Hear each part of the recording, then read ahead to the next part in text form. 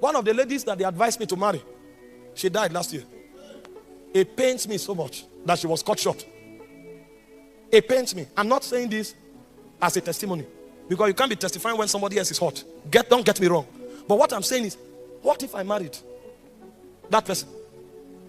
By August, I would have married in May. By August, I would have been a widow. Or a widower. They call it widower. Meanwhile, God is planning for me to start encounter Jesus in November. If I became a widow in August, how would I have heard about this? In 3 months, see where we are. All of these possibilities would have sunk. Just because I didn't hear God. Meanwhile, the one I wanted to marry, or the one I'm married to now. Hear God, oh. A lady told me in Brazil she will relocate to Nigeria. They say she loved missions. She loved mission. And when I check, she's a Brazilian. If I give birth, my son will be Nigerian and Brazilian. This thing happening in Nigeria now that we are still prophesying and praying. If I marry a Brazilian, at least if things happen while we are trusting God, there will be some way of safety. They say, oh, Brazilians, they love Nigerians. This is she loved mission. Everything was arranged. They showed me pictures. She was like a goddess. I went home. I did like this. You don't know what we are saying. What I'm talking about here is not religion. I'm telling you how men succeed in life. The other one told me she's a partner. Before you know, my phone will shake like this. Alert has entered. I said, these are the kind of women that support ministry. No. You don't joke with it. Meanwhile, this my wife never gave a seed. One day I stood up. I said, hope I'm not about to make a mistake. Are you sure this lady believes in this calling? I said, are you sure this lady believes in this calling? Let me not come and marry somebody that tomorrow, even if I'm going for meetings, problem. Are you sure she believes in this calling? And I went and sat down, and the demon whispered to my ear. Say, don't worry. She thinks she's a big woman. She thinks she's a big woman. Just ignore her. She's not serious. So when I looked at her and I said, okay, these are the feminists. They think they are important. Because, she has a master's degree. She is working as a head of sustainability in one of the leading companies in Nigeria. She has done senior managerial courses in Harvard, in Lagos Business School. So it's natural for you to look at her and say, this person is proud. And I looked at her and I said, God, there's pride here. There's pride. I began to interpret things by wisdom. I said, God, this lady is not submissive. Before I knew what was happening, 5 people came and said, hey, is it this person? Run for your life. Thank God I hear God.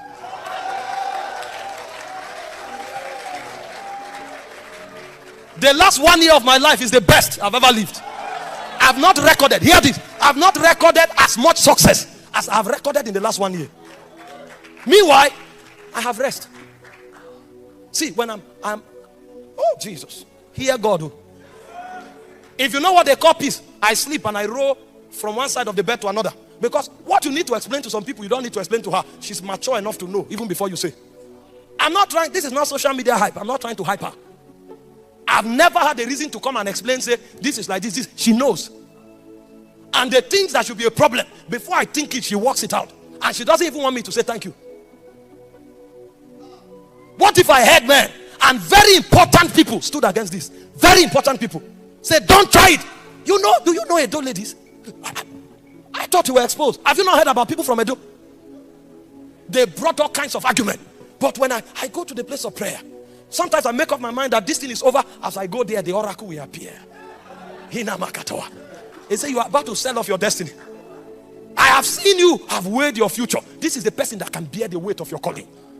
And from the week we got married, we went to Meduguri. I was thinking, okay, I will persuade her. She's more interested.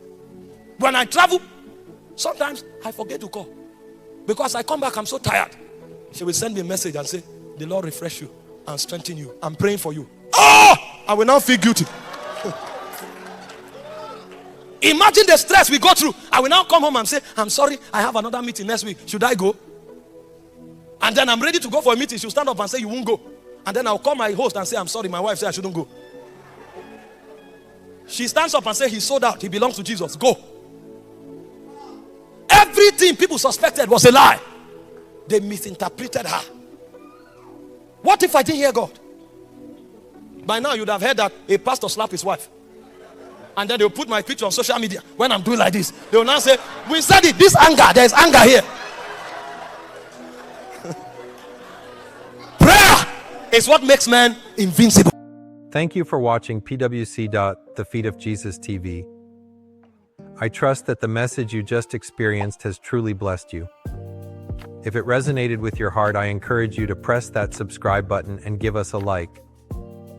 By doing so, you'll stay connected and receive alerts whenever we share new content that uplifts and inspires.